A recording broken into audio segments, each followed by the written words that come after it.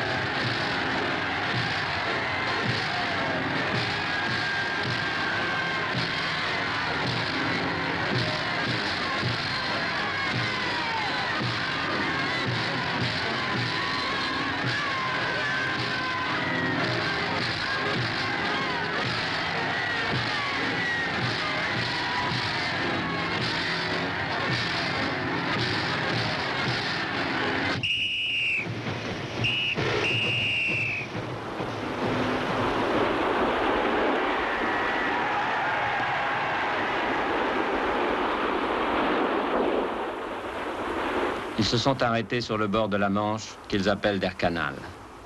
Alors Göring est venu. Il a contemplé les côtes d'Angleterre, haussé les épaules et décrété « Au fond, ce n'est qu'un grand fleuve. L'Angleterre n'est pas une île. » Puis il a installé son état-major au Cap Blanc-Nez, d'où l'on voit par beau temps les falaises de Douvres. Le général Theo Osterkamp, grand as de la Première Guerre mondiale, commandait alors l'aviation de chasse allemande. Tous les pilotes l'appelaient Oncle Theo. C'est ici, au Cap Blanc-Nez, j'avais mon PC dans la bataille contre l'Angleterre. En juin 40, notre victoire nous avait surpris. Rien n'avait été préparé pour envahir l'Angleterre. Hitler hésita, faire la paix ou débarquer. La Luftwaffe a pris possession de la Norvège à la Bretagne. Face à l'Angleterre, Göring a donné l'ordre d'attaquer les ports et les convois ici, sur la Manche.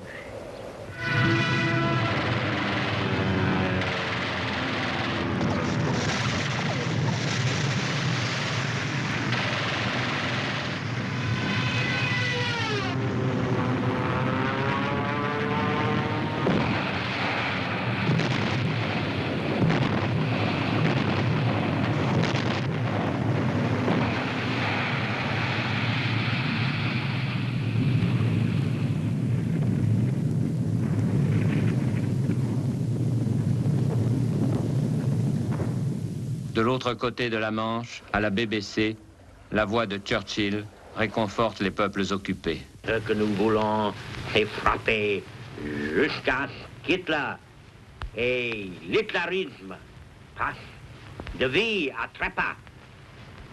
Nous ne voulons que ça, mais nous le voulons sans cesse. Nous le voudrons jusqu'au bout. N'oubliez pas que nous ne nous arrêterons jamais, que nous ne nous lasserons jamais, que jamais nous ne céderons. Pour forcer le destin, en ce mois de juillet 1940, il faut un patriotisme farouche, entêté, prophétique. À l'ouest, l'Europe est écrasée, hébétée. L'Amérique n'a pas encore bougé. À l'est, Hitler a signé avec Staline un pacte qui a stupéfié la gauche européenne. L'Angleterre est vraiment seule et désarmée. Elle n'a plus qu'un seul bouclier, le Fighter Command, l'aviation de chasse.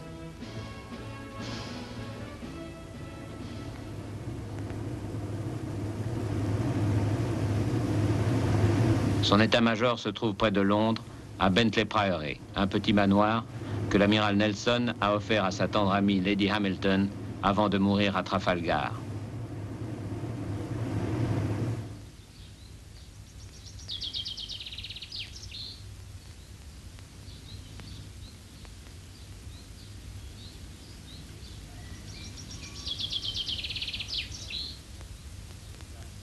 L'air Commodore Archibald Winskill, un des as de la bataille d'Angleterre, y évoque une ombre familière.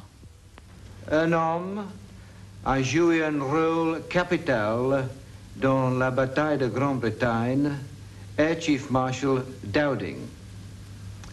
En 1940, il était le chef de notre Fighter Command, c'est-à-dire l'aviation de chasse. C'était un vieux gentleman écossais. Son père était pasteur. Lui, il était très strict, sévère et têtu comme les Écossais. En 1940, contre 3000 avions allemands, il y avait seulement 650 avions anglais. 1 contre 5. Il y avait 3 groupes de chasse opérationnels, le 10, le 11 et le 12. Air Chief Marshal Dowding avait placé ses escadrilles sur les aérodromes autour de Londres, the biggest target in the world, c'est-à-dire le plus grand cible du monde. Et puis, le long de la côte, face aux aérodromes allemands du pas de Calais. La bataille d'Angleterre va se dérouler en 3 parties. En juillet, les combats pour les convois dans la Manche. En août, l'attaque des aérodromes et des radars. En septembre, l'attaque de Londres. En juillet donc, nous défendions les bateaux et des ports. À Douvres, le 14 juillet 1940, un journaliste de la radio, Charles Garner, se trouve sur le port avec un cinéaste, juste au moment où les Stukas allemands attaquent. There are 1, 2, 3, 4, 5, 6, 7 German dive bombers, Junkers 87. There's one going down on his target now. Bomb. No, missed the ship. And there you can hear our anti-aircraft going at them now. But now the British fighters are coming up. And here they come in absolute steep dive, and you can see their bombs actually leave the machines and come into the water. There's one coming down in flames. Somebody's hit a German, and he's coming down. There's a long streak. He's coming down completely out of control, a long streak of smoke. The man's bailed out by parachute. The pilot's bailed out by parachute. He's going slap into the sea, and there he goes, smash! There's a fight going on. You can hear the little rattles of machine gun bullets. That was a bomb, as you may imagine. Well, yes, we just hit a Messerschmitt. Oh, that was beautiful. He's coming right down now. I think definitely that burst got him. Down, yes, he's come down. He's come down. You hear those cries. He's finished. Oh, he's coming down like a rocket now. Absolute steep dive. Let's move around so I can watch him a bit more. Here he comes. Down in a steep dive. No, the pilot's not getting out of that one. No, that man is finished. I hear the Messerschmitt coming straight above us now. Just got a balloon which is coming down its leg. How they're being chased, and oh boy, look at them going, and look how the British. Hey, that is really grand. And there's a Spitfire just behind the first two. He'll get them. Oh boy, I've never seen anything so good as this. The RAF fighters have really got these boys. Soon after that, everything was quiet again, and we waited for the next. Ainsi s'achevait le premier reportage de guerre en direct, dont le disque est pieusement conservé dans les archives de la BBC. La Luftwaffe, c'est Göring. Göring, l'ancien héros de l'escadrille Richthofen, qui est devenu à 47 ans un ogre de 127 kilos. Göring le nazi, qui a dit 2 et 2 feront 5 si le Führer le veut. En 6 ans, il a forgé la première force aérienne du monde pour son maître Adolf Hitler. Les pilotes ne manquent pas. Depuis longtemps, ils ont été entraînés dans les jeunesses hitlériennes. Ils se sont fait la main en Espagne dans la Légion Condor et ils ont joué un rôle capital dans les campagnes de Pologne et de France. Certains ont déjà des dizaines de victoires.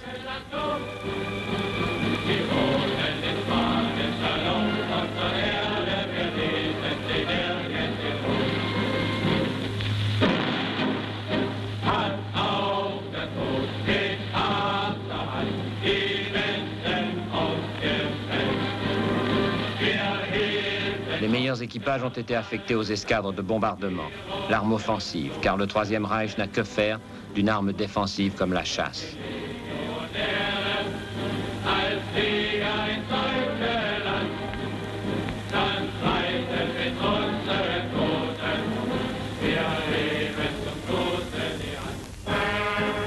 Les avions non plus ne manquent pas. Göring fait le tour de ses usines, acclamé par les ouvriers. Il est après Hitler le personnage le plus populaire du Troisième Reich.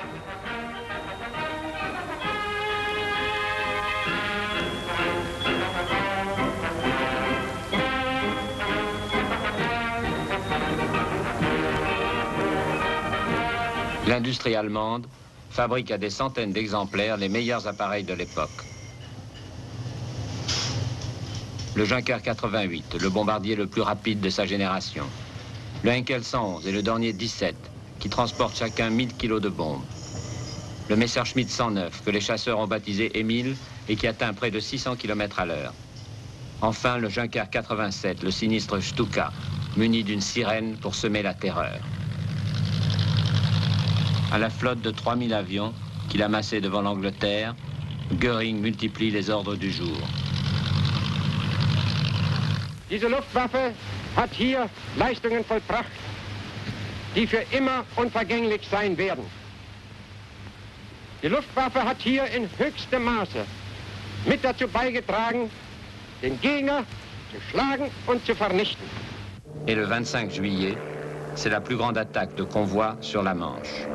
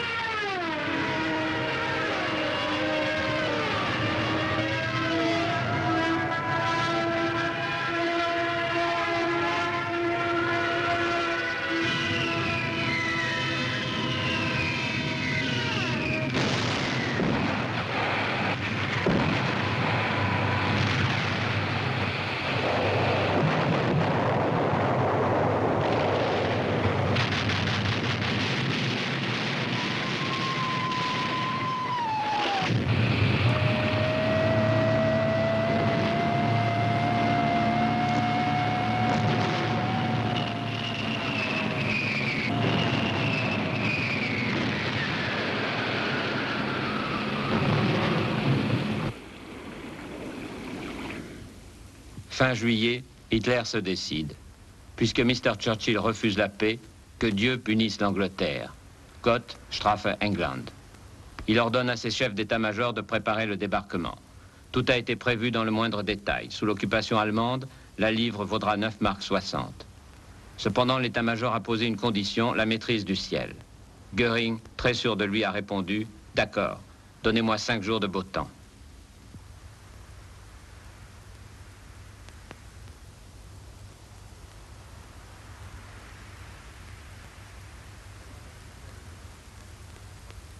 Dans son ordre du jour numéro 17, le 1er août, Hitler donne donc pour objectif à la Luftwaffe attaquer les aérodromes, chercher le combat, en un mot, détruire la RAF.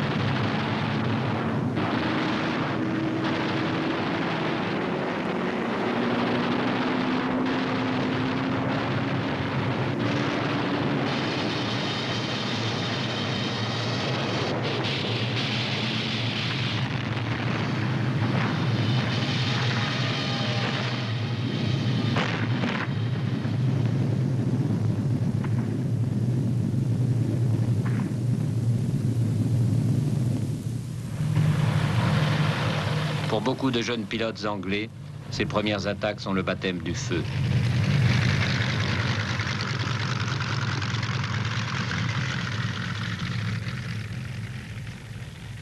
Ils sont un millier à peine qui vont arrêter l'armada invaincue de Göring. Ils ont 20 ans, et pendant ces 3 mois d'été qui devraient être leurs vacances d'étudiants d'Oxford ou de Cambridge, ils sauvent l'Europe. L'un d'entre eux, Richard Hillary, est abattu et affreusement brûlé. À 21 ans, avant de mourir aux commandes de son avion, il écrit, encouragé par Saint-Exupéry, un livre, Le Dernier Ennemi, où il parle de sa génération. Nous étions unis par un goût commun pour l'amitié, le sport, la littérature et les plaisirs oisifs, par une profonde méfiance à l'égard de toute forme d'émotion collective ou de patriotisme de commande. Nous étions gâtés, désabusés, suffisants, et tout le monde trouvait cela normal. On nous considérait comme des pilotes du dimanche. Nous avions des cheveux trop longs. La presse nous appelait la génération perdue, et nous étions plutôt flattés. Nous avions un seul espoir, c'était, quand la guerre viendrait, de pouvoir nous battre avec le maximum d'individualisme et le minimum de discipline. Au fond, nous étions égoïstes et nous n'avions aucun idéal.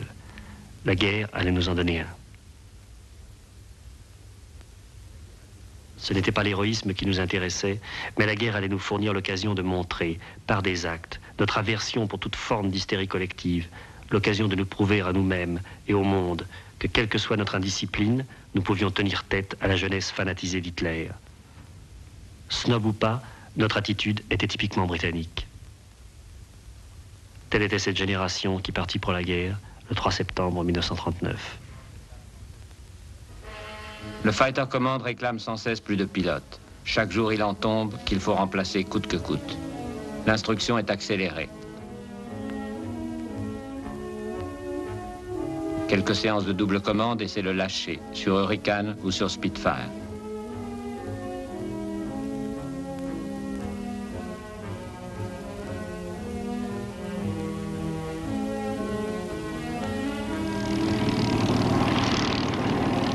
Les jeunes pilotes connaissent enfin la griserie du vol solitaire au-dessus des nuages.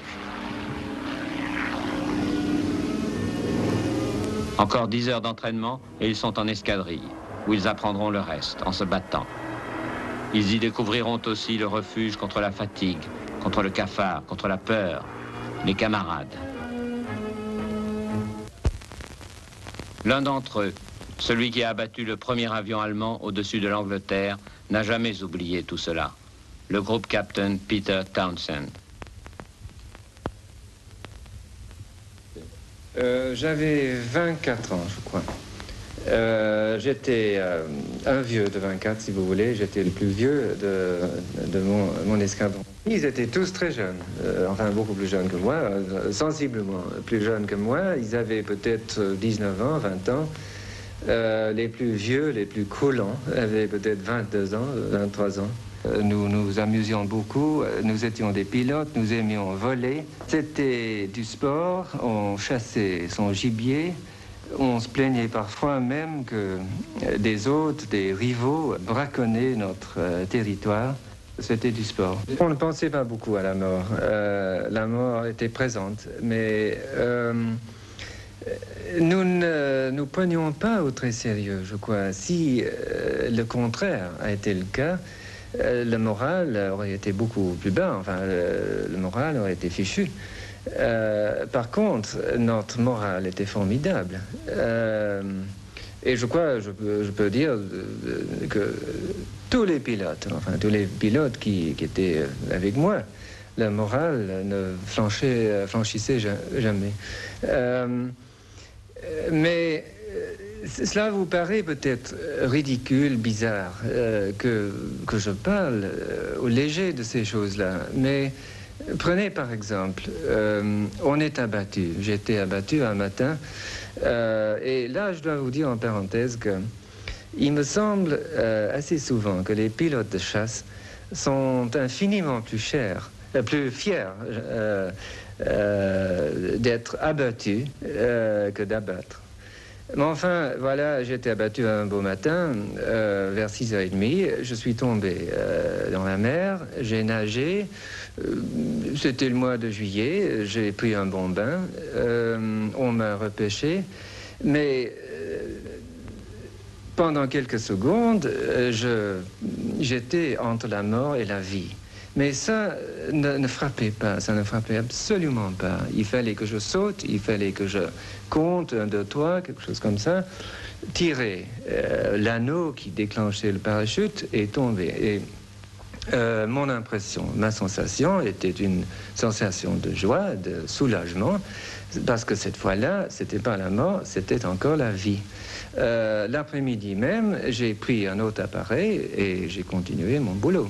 Et la haine pour les Allemands? Pas une haine, non, je ne crois pas. Presque peut-être, mais pas tout à fait, parce que la haine, quand même, c'est un sentiment qui fatigue, qui est fâcheux. Non, c'était... nous nous acharnions sur eux. Nous voulions les ficher à la porte.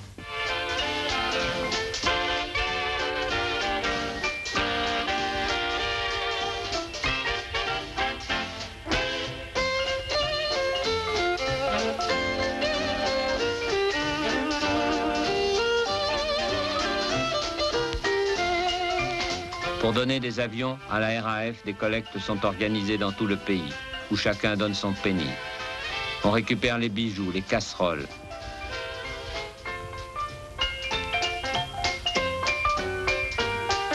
On arrache les grilles de Hyde Park.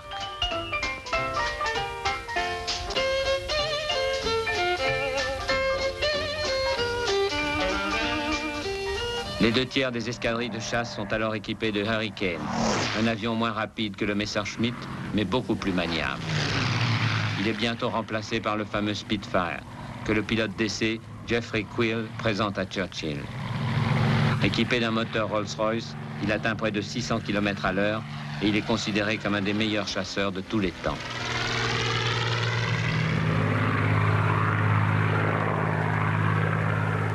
Grâce à Lord Beaverbrook, un vieil ami que Churchill a nommé ministre de l'armement, le Fighter Command ne manquera jamais d'avions pendant toute la bataille. The answer is very simple and quite direct. Because Le seul problème demeure encore et toujours celui des pilotes. La RAF accueille tous ceux qui sont venus du Commonwealth, ainsi que les volontaires américains.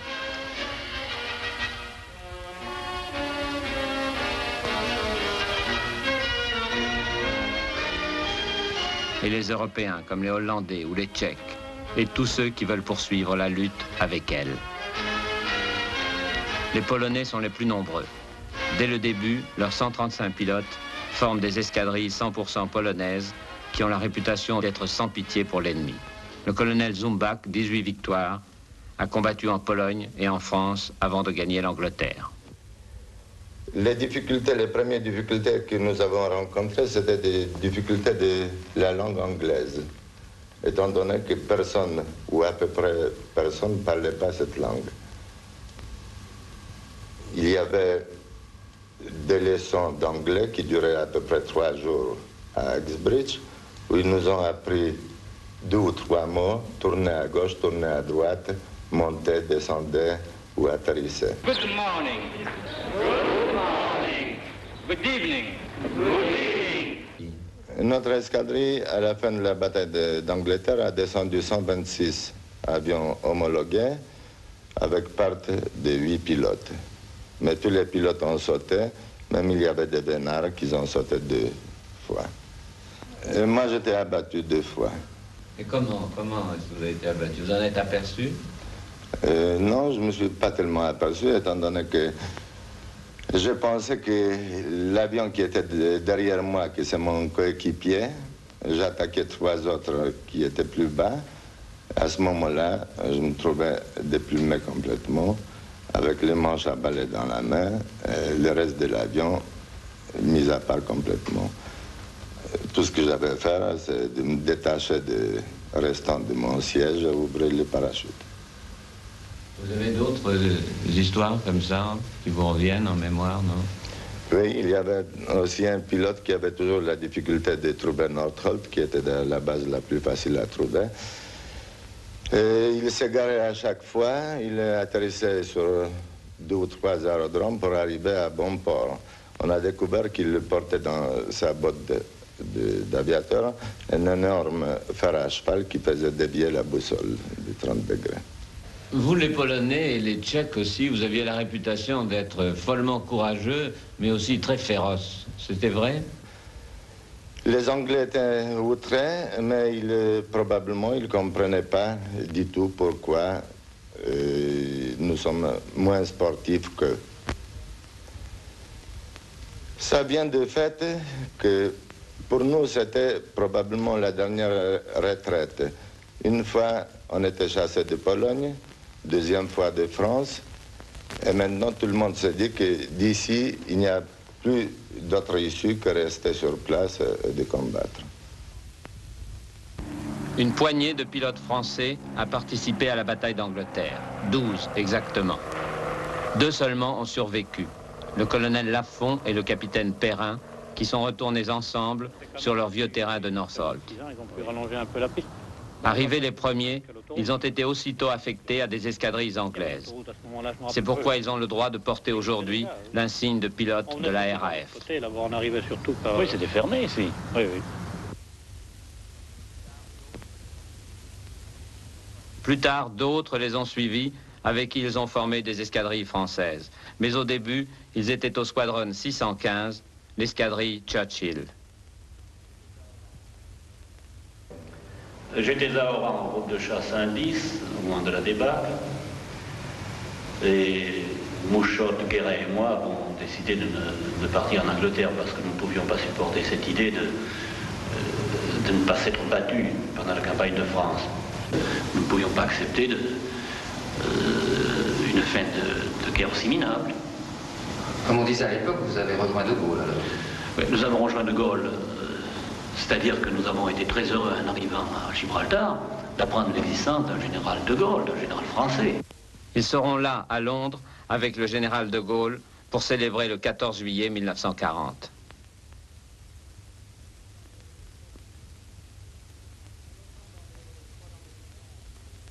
Nous logeons soit dans des maisons aux environs de la base, aux environs immédiats de la base, soit derrière le mess dans des petites bungalows, des petits trucs spéciaux, d'ailleurs qui servent toujours, sont toujours en usage.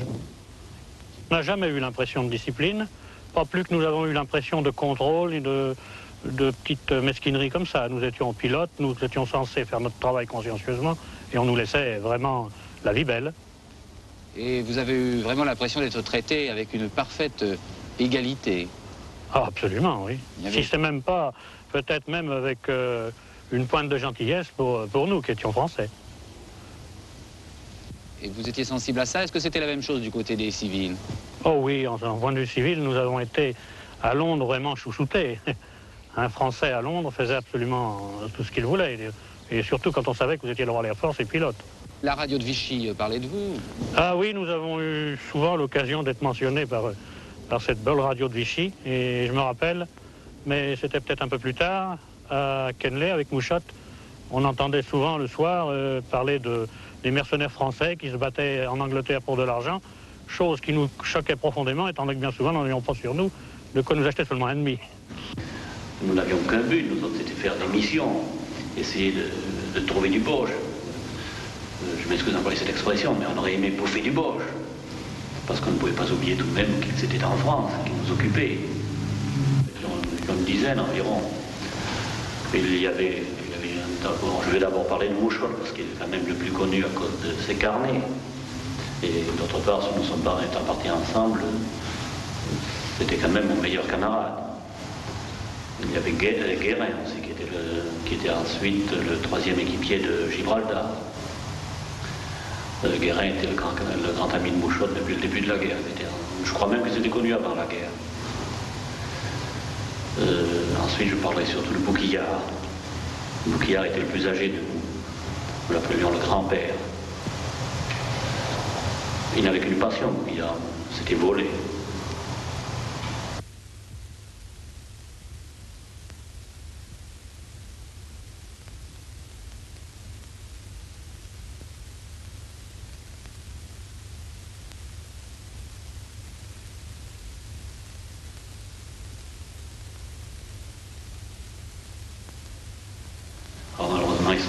presque tous morts, excepté Perrin et moi.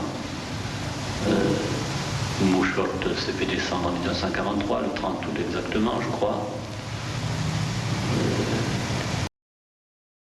Bouquillard s'est fait descendre en mars 41. Il a été enterré dans le Kent. Son enterrement était d'ailleurs extrêmement émouvant. Je n'ai jamais vu autant d'Anglais parce que Bouquillard était autant aimé des Anglais que de nous autres Français. Ensuite, c'est Guérin qui s'est fait Non, Guérin ne s'est pas fait descendre. Il a eu une panne de moteur au-dessus de la mer. Il s'est posé en mer et a disparu. Comme Brière d'ailleurs. Brière a disparu quelques jours après, dans les mêmes conditions. Cheron s'est fait descendre au-dessus de la Manche. Fayolle s'est fait descendre à Dieppe. Il avait accepté de commander un groupe de chasseurs bombardiers, de Hurricane bombardiers. C'était presque un groupe suicide à l'époque. Labouchere, on ne sait pas trop si Labouchere s'est fait descendre ou s'il a eu une panne d'oxygène en altitude. Mais il est aussi mort au début 42, je crois. Nous n'avons jamais douté d'ailleurs de la possibilité d'une défaite anglaise. Mais je crois que s'il y avait eu une défaite anglaise, nous serions partis plus loin. Et votre participation à la bataille d'Angleterre? Bien, notre participation à la bataille d'Angleterre, on n'a rien fait de formidable, on n'a rien fait de sensationnel. Nous avons fait, comme je disais tout à l'heure, la mission d'un petit exécutant dans une escadrille. Mais en fait, le seul mérite qu'on a, c'est d'avoir été les premiers à se battre.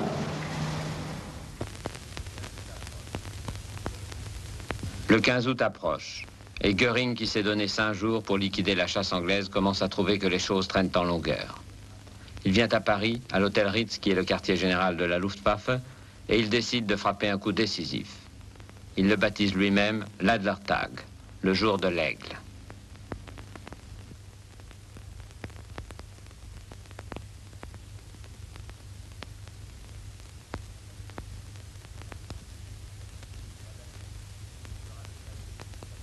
La date est fixée. Ce sera le 13 août à 14 h.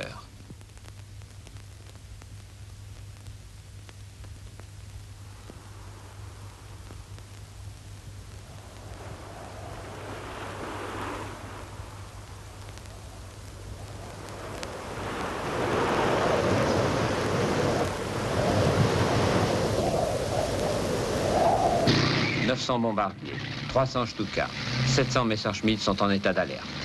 On n'avait jamais vu ça.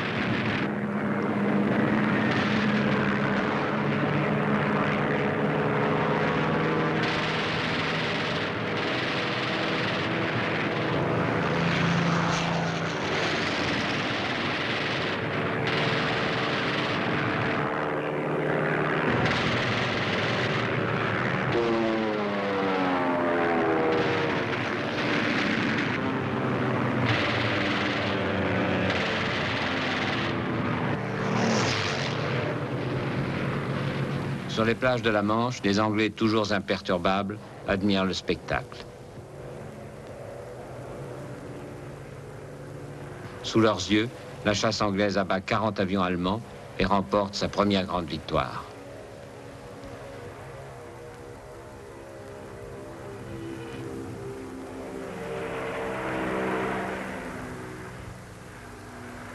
Vu d'en bas, le dogfight, le combat aérien, paraît être une mêlée confuse. Pourtant, selon le groupe Captain Stevens, la tactique aérienne est très simple.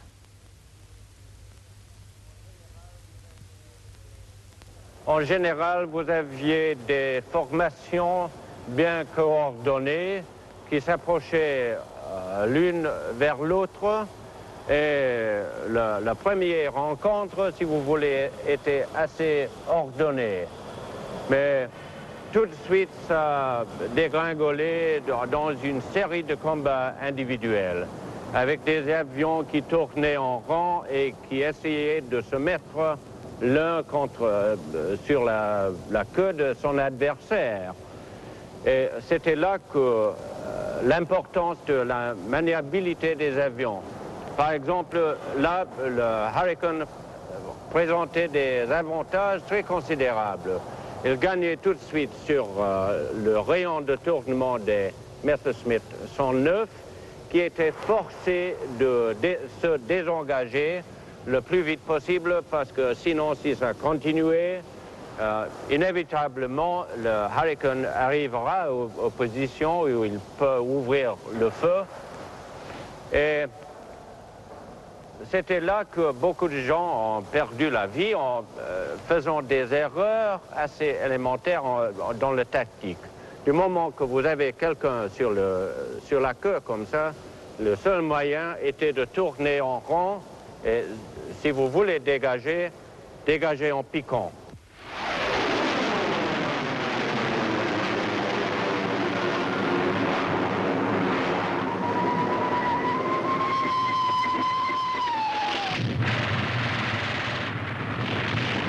Et cela m'amène à vous parler, n'est-ce pas, de cette attaque de face. Cette attaque avait beaucoup d'inconvénients. La vitesse d'approche, de fermeture, si vous voulez, même à cette époque, était très élevée, peut-être 600-700 km à l'heure. On avait très peu de temps pour tirer. Le risque de collision était très, très réel. Mais le grand avantage, c'est que si on visait bien, on touchait le leader. Le leader parti, les autres étaient tout de suite en désarroi.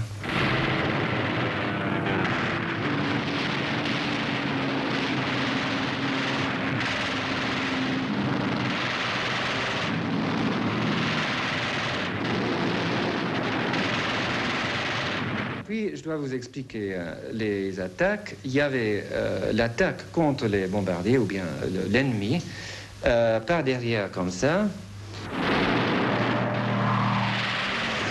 par-dessous, par-dessus.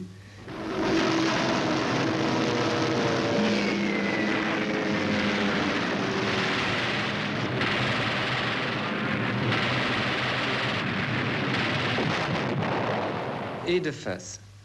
Et c'était l'attaque de face que finalement nous avons trouvé était l'attaque la plus efficace.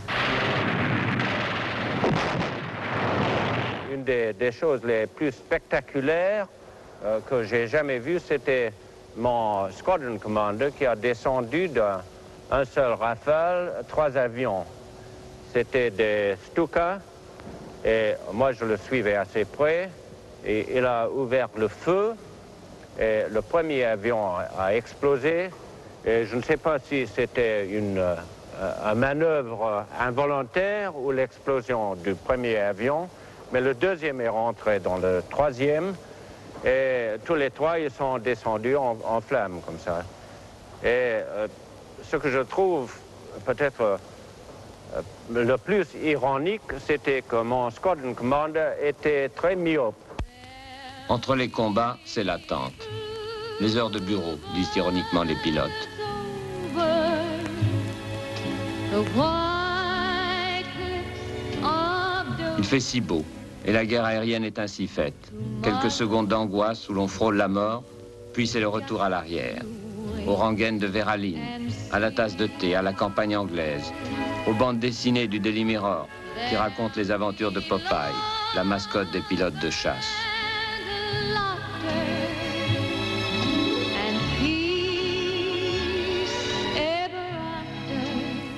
Dans l'autre camp, le spectacle est le même. On pourrait s'y tromper si les chansons de Sarah Lander n'étaient pas plus romantiques encore.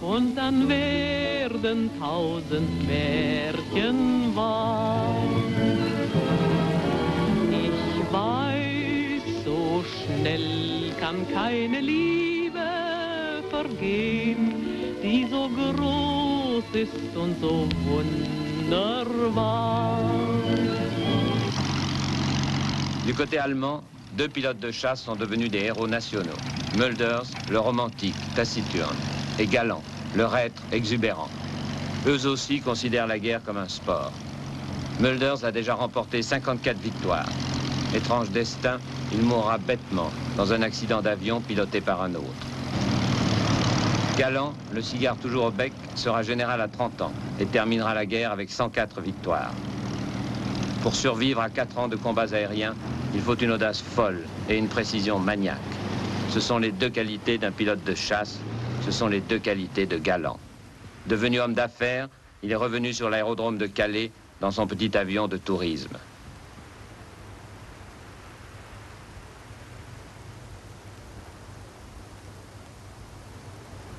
J'ai vécu dans le Pas-de-Calais pendant 1 an et demi. Je suis arrivé comme capitaine, je suis parti colonel. Je vais vous montrer où était mon escadre. Il y avait au moins une trentaine de terrains d'aviation autour de Calais, sans compter la plage. La plage était couverte de carcasses d'avions qui avaient atterri en détresse. Voilà mon terrain. Oui, c'est ça, Odenberg.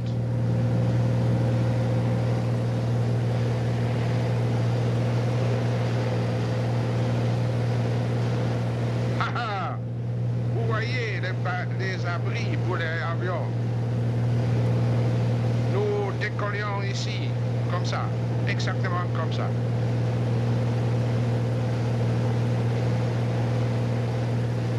Voilà Vincent. Oui, c'est Vincent. Dans cette maison, c'est là, oui, Kesselring m'a remis la croix de chevalier. La Ritterkreuz. Sa croix de chevalier, Galant raconte qu'il l'a arrachée de son cou et jetée aux pieds de Göring un jour que celui-ci traitait les chasseurs allemands de poltrons. Il leur reprochait d'abandonner les bombardiers qui se faisaient alors massacrer par la chasse anglaise. En fait, dit Galant, les Messerschmitt avaient 1h30 d'autonomie de vol, juste de quoi aller à Londres et revenir. Si nous acceptions le combat, quand les Spitfire nous attaquaient sur le chemin du retour, une petite lumière rouge s'allumait aussitôt sur notre tableau de bord. C'était la panne d'essence et au mieux, le bain forcé dans la Manche. Et Galant conclut, nous étions comme des chiens en laisse.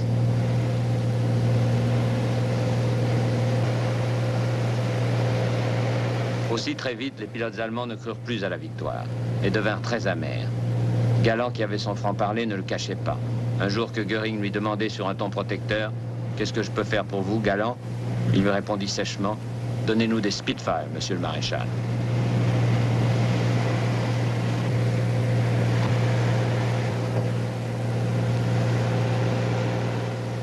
À la fin du mois d'août, le moral est pourtant encore très haut dans les escadrilles allemandes.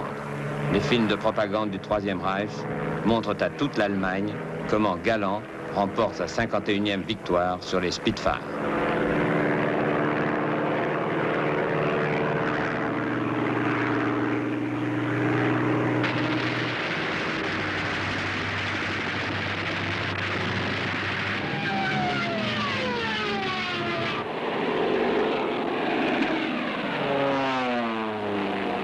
À ce moment-là, la Luftwaffe est bien près de gagner la bataille d'Angleterre.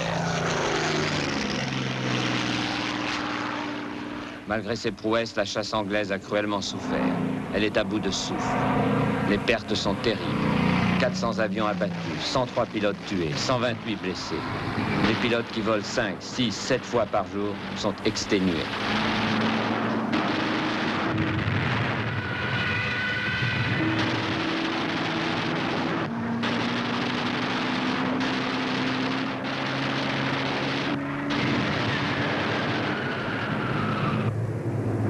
Pour quelque temps, les pilotes allemands se croient les maîtres du ciel.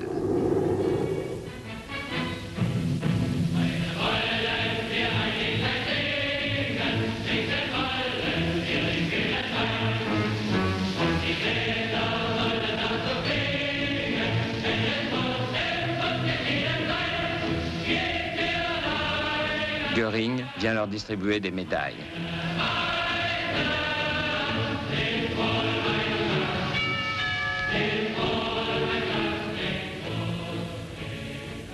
Un événement totalement imprévu change le cours de la bataille. Le 24 août, une escadrille allemande bombarde les docks de Londres.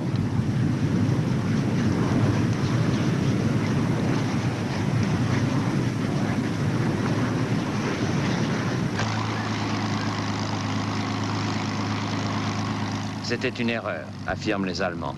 Nos pilotes avaient des ordres très stricts pour éviter Londres. Certains assurent même que les coupables furent punis. Churchill, qui est angoissé par la crise du Fighter Command, saisit la balle au bond. Le lendemain, il ordonne à la RAF d'aller bombarder Berlin à titre de représailles.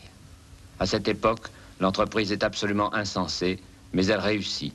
Et elle est annoncée comme une grande victoire. We make no apology for the adjective, but we take terrific pleasure in presenting these first intimate and unrehearsed pictures of real history in the making.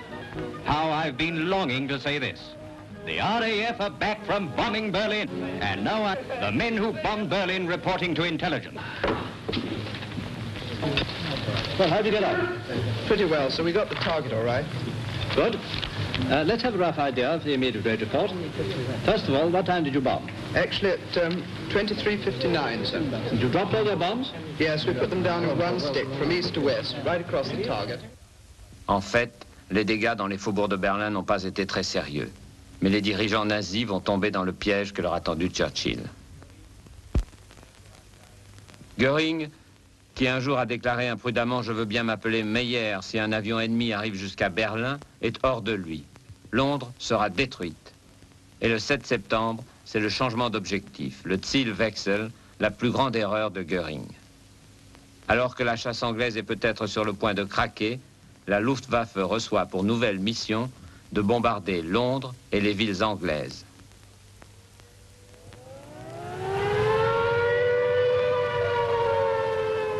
L'épreuve va être terrible. Elle fera plus de 20 000 victimes, mais ni le courage, ni le sang-froid, ni l'humour des Anglais ne seront jamais atteints.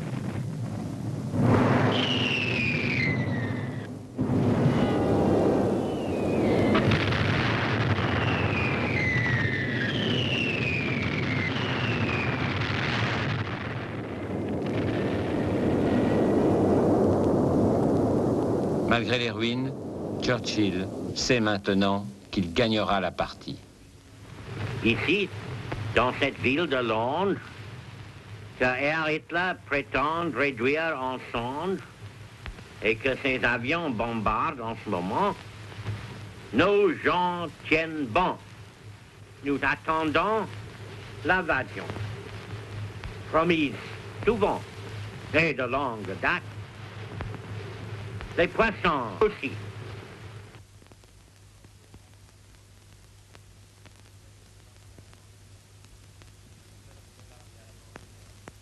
Les pilotes de bombardiers allemands eux-mêmes s'aperçoivent bien vite que leur chef accumule les erreurs, comme le raconte le général Hauser. Pendant la bataille d'Angleterre, j'appartenais d'un escadron de Junkers 88, un avion comme ça. Nous savons aujourd'hui que nous avons fait une grande faute avec ce rassemblement en haute altitude sur la région nord de la France. Dans une époque où les Anglais avaient installé déjà les stations de radar.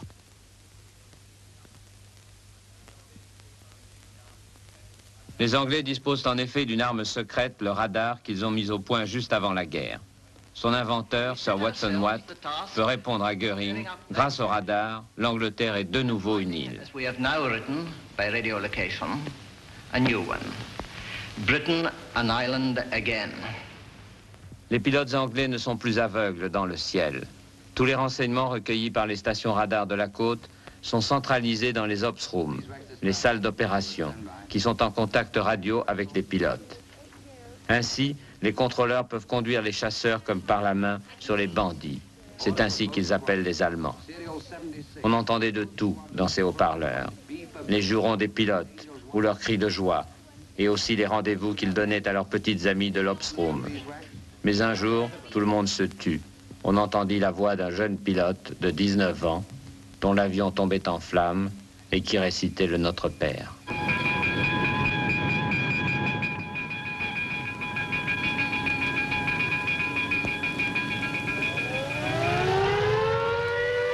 Le 15 septembre, les Ops Rooms alertent tous les terrains d'aviation d'Angleterre. Des centaines de bandits se dirigent sur Londres.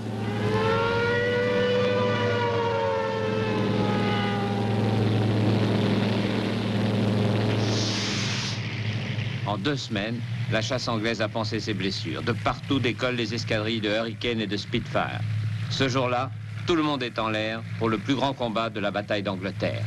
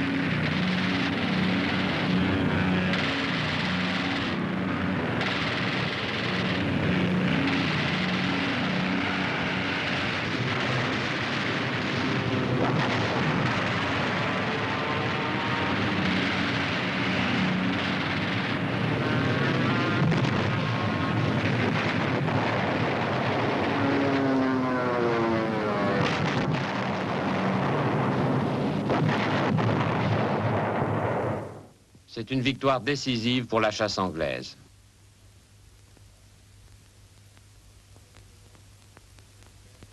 Dans les rues de Londres, on scrute le ciel et on compte les coups comme pour un match de cricket, car on est anglais. Mais dans le fond de son cœur, on voudrait crier de joie.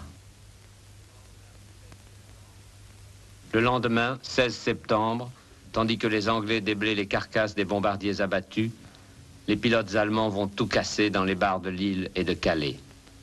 Un des as de la chasse allemande, le général Steinhoff, se trouvait avec eux. Et après le 15e septembre, vous savez, le 15e septembre est décisif pour la victoire de la RAF.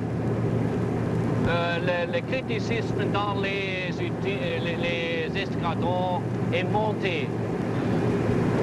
Et on a cru que cette bataille ne peut pas gagner.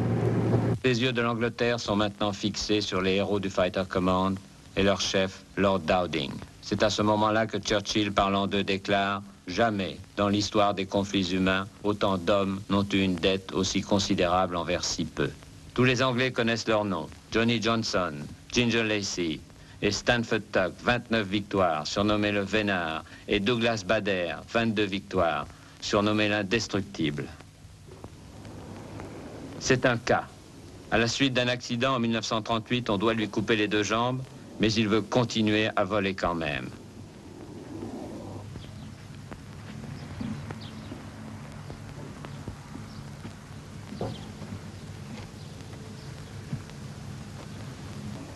En 1940, le ministère de l'Air finit par céder. Motif, son infirmité n'est pas prévue dans la liste des incapacités de vol. Aussitôt, il devient un des as du Fighter Command. En 1942, il est abattu à Saint-Omer, où le général Galland l'invite à sabler le champagne à la popote des pilotes allemands. Quand il a sauté en parachute, ses deux jambes artificielles se sont cassées. À la demande des Allemands, les Anglais lui en ont parachuté deux autres, et dès le lendemain, il tente de s'évader. My name is Douglas Bader, and I'm delighted to be here on this occasion. This is 25 years after the Battle of Britain was fought, and I'm standing on this, if one might say, historic, if not holy ground of Biggin Hill. Douglas Bader mérite vraiment son surnom, l'indestructible.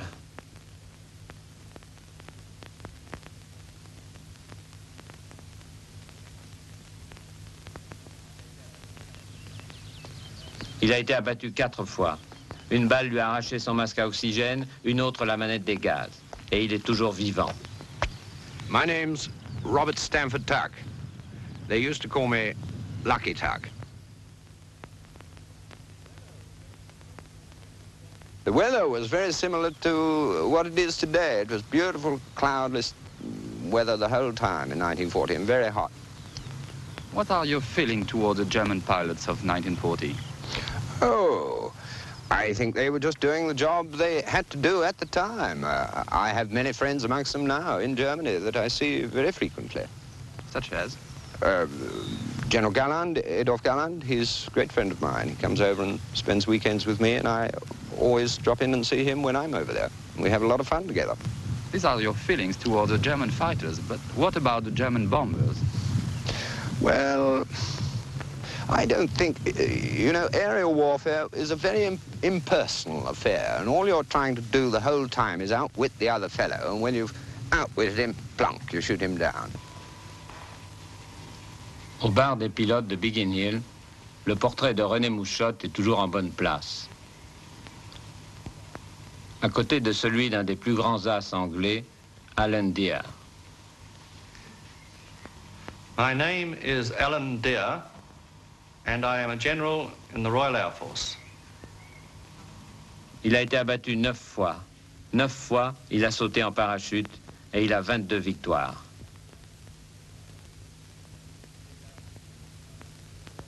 Tous les as sont signés sur un volet de l'auberge de Biggin Hill avec le groupe Captain Davis.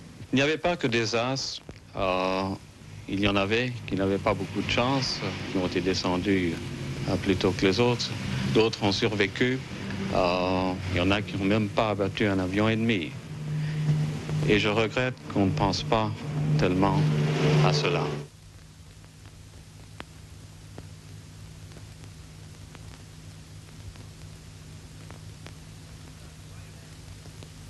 Notre Royal Air Force a fait plus que de tenir tête à l'ennemi. Ayez donc espoir et confiance. Rira bien qui rira le dernier.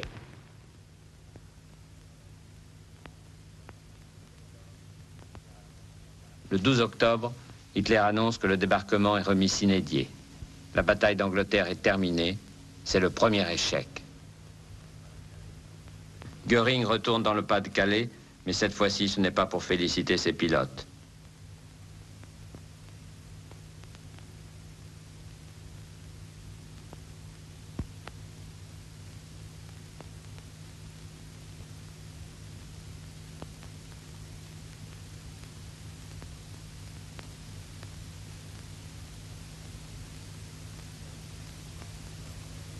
Une fois de plus, il change l'ordre de bataille.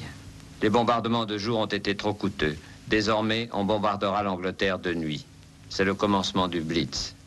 Mais ceci est une autre histoire.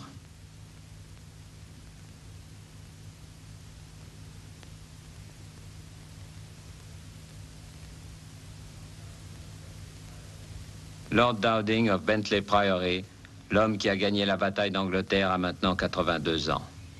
Il vit à la campagne retiré et solitaire. Pourtant, il n'est pas seul. Ombre parmi les fantômes, il vit avec les morts. Ces jeunes pilotes tués pendant ce bel été de 1940. Un si bel été. Pour la première fois, le vieil homme qui refuse toute visite a accepté de parler aux vivants. Brave men will never admit that they've been frightened at all. And you'd think that it was all a great joke for them, the whole business. Well, of course, I know better than that. And I know what these fellows felt when day after day, week after week, they'd had to go out, and the German attacks seemed to get stronger instead of weaker.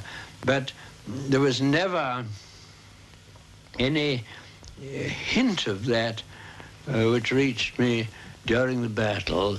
The lads fought magnificently, and of course, if they hadn't fought like that, if they had cracked, well, then we should have lost the battle. They suffered terrible losses, didn't they? There's very heavy losses, yes, very heavy. Les avions qui ont gagné la bataille d'Angleterre, eux aussi, ont pris leur retraite depuis longtemps. Mais la RAF soigne jalousement un des derniers Spitfire, auprès duquel on rencontre parfois son ancien pilote d'essai, Jeffrey Quill, les cheveux blanchis. Le Spitfire que j'ai piloté pour la première fois en 1936, je vais le piloter devant vous pour la dernière fois.